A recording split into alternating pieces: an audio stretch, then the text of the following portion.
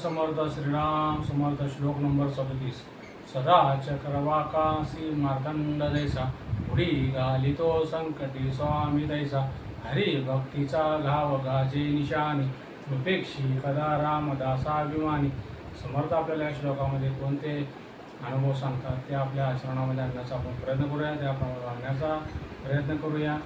चक्रवाक नावाच्या पक्षाचा जोडीला रात्रीच्या विरहामुळे खूप दुःख होते, पण जसा सकाळी सूर्य उगवतो आणि त्याच्या अंधार व दुःखाचा नाश करतो, तसेच भक्तावर संकट आल्यास प्रभू श्रीरामचंद्र ताबडतोब मदतीला येतात। हरिभक्ताचा प्रभाव सर्वत्र असा गाजतो की जणू विजयाची निशाणी फडकत आहे।